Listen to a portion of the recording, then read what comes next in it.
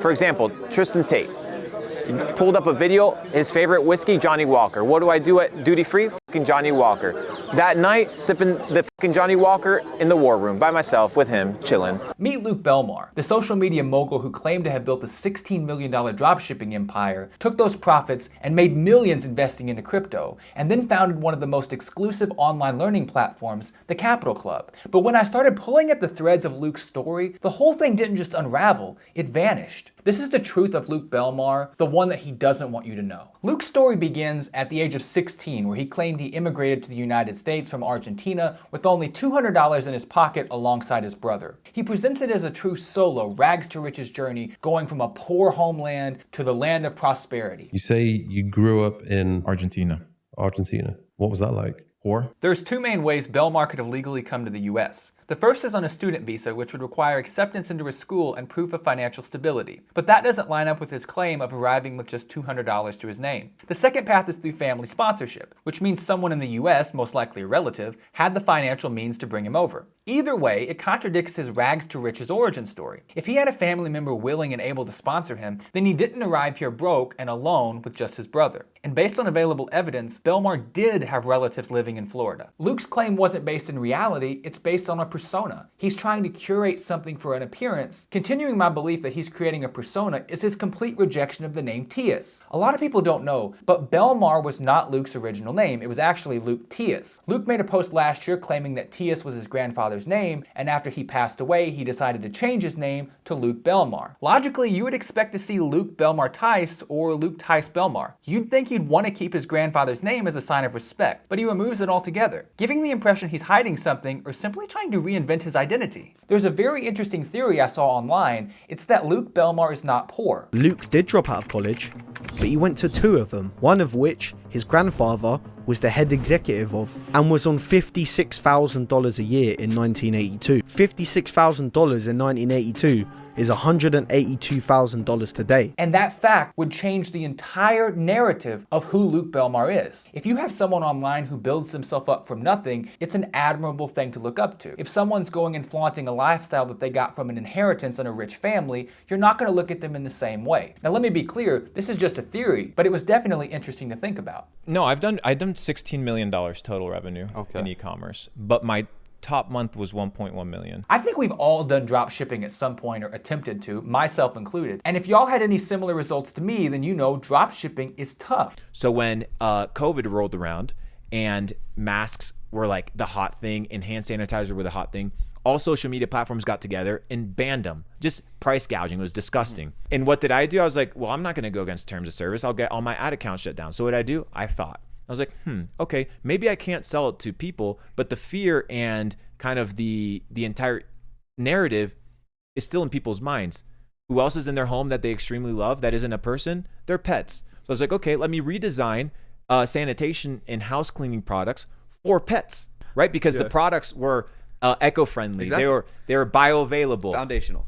100%. Yes, so they were extremely good. There's some major problems with this claim, problems that almost certainly make it false. When you're selling a product that contains chemicals and makes sanitation or disinfectant claims, you have to go through a strict regulatory process. EPA approval is mandatory, and depending on the product's intended use, FDA approval may be required as well. This process alone can take months, sometimes over a year, just to get approved. Yet Belmar claims that the moment human sanitation products were restricted, he pivoted and launched his own. That timeline simply doesn't add up. Then look at the language he uses to describe the products. Right, because the products were eco-friendly. Exactly. They were bioavailable. Foundational. Bioavailable, eco-friendly. They're nice marketing buzzwords, but they carry no regulatory weight. They're just there to make Luke's claims sound better. Even if we ignore the regulations for a second, sourcing this kind of product would be a huge challenge. If you look on sites like Alibaba or popular dropshipping platforms, you'll find very few chemical-based products. And there's a reason for that. They're tightly regulated. There's virtually no chance a supplier anywhere in the world would allow a chemical product to be sold via dropshipping. It opens them up to a major legal risk, one that a supplier would not be willing to take. And if all that wasn't enough, the sale of chemical-based sanitation products is heavily restricted on ad platforms like Facebook and Google. You have to have the proper registrations or your ads simply won't get approved. So unless Belmar had some very strong regulatory connections, it doesn't make sense. Pair that with the fact that he refuses to give the name, any details or evidence that this ever happened, the most rational conclusion is this story is completely made up. The only product I think he could potentially sell is dog masks. But that idea is so silly. But I use that as my baseline for this video. If you want to interchange dog masks for some other dog item, feel free to go ahead. I'm assuming a $20 price point, so no matter what the product is, the end result will still be the same. The margins in dropshipping are low. You have a lot of expenses. You have to source your products, run ads, pay for your Shopify site, any third-party fees. It adds up quickly. But for the benefit of the doubt, I'm going to give Luke a 30% profit margin on his dropshipping business. If the $16 million Luke Belmar made was profit, at a 30% margin, that means he had over $53 million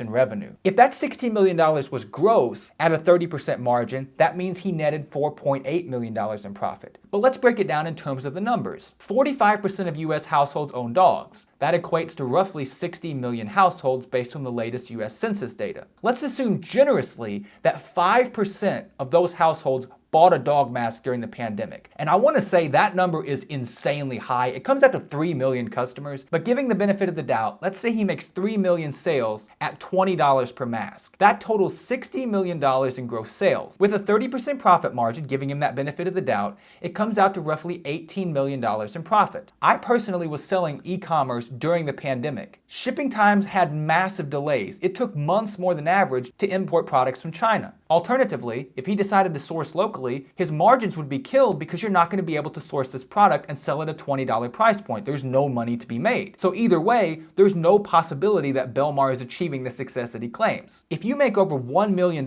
you're in the top 1% and would likely be interviewed by Shopify itself. Yet Belmar, crickets. There's no interviews, no awards, no media. Not only is there nothing on Shopify, there's nothing on YouTube, Facebook, Forbes. These platforms would eat up an Argentine immigrant coming and making tens of millions of dollars, rags to riches story. Yet we see nothing about Belmar at all on any platform. So we did $16 million, dropped all the profits into crypto in 2020. If you really had a $16 million e-commerce empire, would your next move be to scrap that entirely and shove every last dollar into a speculative crypto market? Bitcoin was and still is one of the most volatile assets there is. Any financial expert will tell you, never put all your eggs in one basket, especially in one as risky as Bitcoin. It's basically playing financial Russian roulette. But like with his dropshipping, Belmar doesn't share any transaction record. Nothing to verify he actually made the gains that he claimed to make. It's just a story. Meanwhile, the Financial Conduct Authority of the UK has publicly issued a warning against Luke Belmar, and that anyone who deals with him risks losses with no legal protections. This is a serious declaration because the FCA does not issue these warnings lightly. They've essentially come out and said, don't deal with this guy, which needless to say is a major red flag for someone online claiming to be an expert. From there, he decided to pivot and create the Capital Club. I decided to go over to the Capital Club site and check it out. And this site is cheap, poorly designed, and looks like a $99 Fiverr special. In no joke, guys, I could recreate this website in about 30 minutes. But I scrolled down and found they did have a lot of courses that does amount to over 200 hours of content, so that part is accurate. But then you look and see who's teaching these courses. All due respect, I'm not gonna watch some 20-year-old kid talk about how he made tens of millions of dollars selling on Amazon and how he's got this Bugatti and this fancy baller lifestyle, because we all know the jig that these guys play. They rent these fancy cars and elaborate lifestyles and portray themselves as these big successes, so you trust them, give them your money, but in reality, you paying them is their lifestyle. One of the courses offered is something called data sets. This is a word Luke Belmar uses often, both in his courses and on YouTube, to make his ideas sound more technical or philosophical than they really are. In reality, data set is a bank of numerical information, but Luke Belmar uses it as a way of saying an idea or advice. But by calling it a data set, he gives the illusion that the information inside is somehow more valuable or even mysterious, leading more people to click on his videos. But just like earlier in the video, using the claims of being bioavailable, eco-friendly, it's just a buzzword used to attract attention. I was surprised to see the Capital Club was waitlist only, but then I started to understand more the model that it employs. It's all about scarcity. Classic fear of missing out psychology, FOMO. When people think that something is scarce and spots are limited, you're more likely to buy it. The CXL Institute says that when something is scarce or rare, it increases conversions by roughly 226%. Despite being waitlist only, I wanted to see how much this program cost, but I couldn't find any information. I found an FAQ section where it said that you'll get in at the same price as original members, which is great, but I'm not an original member. If I was, I wouldn't be looking at this. I don't know how much that is. I did an internet search and found it's roughly $369. I'll admit, that's a lot less than I was expecting, but they may offer upsells along the way. Since I wasn't getting a lot of information from the site itself, I decided to go over to Trustpilot, where I prefer to go to check reviews. On the surface, the reviews are overwhelmingly positive, 4.7 out of 5, that's an amazing rating. But when I dug a bit deeper, I noticed most of these 5-star reviews only had one review on the profile, and it's just the Capital Club. Lots of these reviews are just vague praise, but they don't give any specifics about the value they received. They just talk about how it's extremely valuable, it's a great place to be. This leads me to think that a lot of these 5-star reviews aren't genuine. How many of you guys have went and created a 5-star account to leave a review? Probably not very many, but I wanted to continue looking around, so I went over to Reddit, where I found very similar results. There were mixed reviews, with some people saying the Capital Club is great, other people saying the Capital Club is a ripoff. I wanted to dig deeper, just like I did on Trustpilot, and look at some of these positive reviews from the Capital Club. Most of the posts that praise the Capital Club and say how amazing it is, they have this same general template. I noticed at the end, they all say, "I'll see you inside," or something similar. Notice the branding here. Members of Belmar's program often refer to themselves as glitches. This isn't accidental. Belmar constantly references the Matrix, a metaphor meant to suggest that society is brainwashed and that he and his followers are among the rare few who have broken free. But by calling his students glitches in the Matrix, he casts them as rebels, as outsiders, as enlightened individuals who have escaped the herds of sheep. But at the same time, this title also helps keep them loyal, not just to the mission of escaping the Matrix, but to him, the one who claims to have showed them the way out of the Matrix that kept them trapped for so long. Also, notice this, they have little karma on Reddit, meaning they don't comment on other posts, they don't post anything else, and this praise is all they do, which leads me to think this isn't a real person, it's someone who created this account with the sole purpose of leaving this review for the Capital Club. When I looked at the accounts of people in comment sections, their experience with the Capital Club is much different. A lot of them talk about it being fluff content, recycled advice, and just hollowed networking. I watched this video of someone on YouTube who attended one of Luke Belmar's Capital Club mastermind events. First of all, let me say, whenever someone says it's a mastermind, that is just a golden key for meaning they're going to take your money. I don't know any time I ever saw a mastermind and it be anything other than a glorified sales pitch. But actually in this case, I think it's more of a glorified vacation instead of a glorified sales pitch, because the mastermind was held in none other than Bali. There's this event at Savaya, which is, I believe, one of the best beach clubs in Bali. So all the boys were heading out to there now. At its core, the Capital Club and Luke Belmar himself and his platform is nothing more than a proof of authority bias. The appearance of wealth, whether it's real or fake, translates to perceived competence. Belmar leverages this, constantly showcasing luxury trips to exotic locations, all while speaking with absolute confidence. Even when he makes wild claims like earning millions of dollars from dropshipping a dog sanitation product or his massive gains he claims in crypto, he makes these claims with such poise that many people just accept it as true. Belmar has a stoic-like personality, and in the world of angry online coaches, it's a breath of fresh air and a lot of people are biting on it. But unfortunately, social media has confused a lot of people. You don't need to drop hundreds or thousands of dollars for a course which is most likely recycled fluff you could find online for free, or to fly around the world to Bali to network with others. You can sit down with your friends in your own town and build a solid business idea and start making real money. But these online coaches and personalities like Belmar want you to believe that access to so-called high-value individuals is the secret to success, all while charging you at every step just to be in that room. Luke Belmar's rose to popularity over the past few months with his many appearances on podcasts. Belmar mirrors much of the same language and worldview pushed by the Tate brothers. Now, I'm not going to sit and make a comment for better or for worse on the Tate brothers, but when you look closely, Belmar and the Tate brothers have a lot in common. He preaches escaping the so-called matrix just like the Tate brothers do. They talk about masculine freedom, they talk about elite status, mindset, wealth, and perhaps in Belmar's most viral video, he talks about how he studied. For example, Tristan Tate.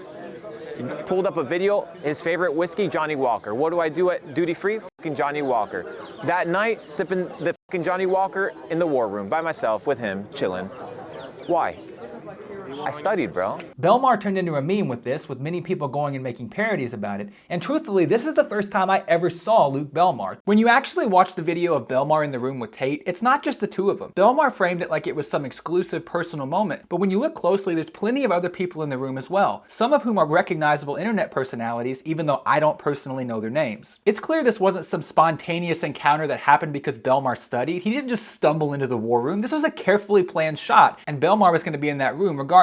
He is the end-all truth and you should listen to him no matter what. Luke Belmar said, quote, "If Luke says it's a scam, it's a scam. If he says it's legit, it's legit. This is a major red flag. It gives him total authority. It's foolish to put trust and total authority into anyone. You should examine something someone says based on the merits of what they say, not based on who they are as a person. Because Luke Belmar, the currency implodes, Luke Belmar sends out a story, and Luke Belmar has $250,000 in whatever currency exists anywhere. I'll admit, Belmar does say things that make sense. He carries himself with a deep philosophical tone that sets him apart from the typical loud, obnoxious alpha male coach that we see online today. That calm, reflective, almost poetic-like tone has helped him carve out a unique niche and build a loyal following, many of whom are willing to overlook the obvious flaws in his story because of the way he tells it. Of all the coaches I've looked into, Belmar is without a doubt the most intelligent. He knows how to attract attention, just like the Tate brothers, but without drawing too much criticism. And that's not easy to pull off in the online space. But it's worth pointing out that Belmar only portrays the picture he wants you to see. For example, a lot of podcasts feature Luke Belmar as a guest, but they tend to avoid asking anything that pokes at inconsistencies. Instead, the conversations tend to drift towards topics like speculation for the future or conspiracy theories. Now, don't get me wrong, I actually like a good conspiracy theory, and I think in that sense, Luke Belmar and I would have a lot in common. But here's the thing, if someone built their platform claiming to make $16 million dropshipping, you would expect to hear a lot more detail about that on these podcasts. Instead, Belmar goes ghost. No one brings up the obvious stuff about his family ties already in the US, how he arrived. Coming to the US as a 16-year-old kid is a great story to tell, and it's one you could go very in-depth on, yet it never goes past surface level. In my opinion, the biggest one is none of these interviewers ever talk about Luke changing his name. The problem with Luke Belmar is it's tough to know who he really is, because he works so hard to control the story that's being told about him. Let me know, do you think Luke Belmar is the real deal, or do you think he's phony? Let me know down in the comment section your thoughts. Y'all requested this video a couple of times, so you knew I had to deliver on it. I want to say thank you for all the support you guys have been showing me on my channel. Y'all have been so supportive and encouraging. I might get a little bit of pushback on this video. I know there's a lot of Luke Belmar supporters out there, but on this channel, guys, I bring you the honest truth. So if you like that investigative true style, you're in the right place. Hit that subscribe button, like the video. Y'all stay safe, and I'll see you here next week.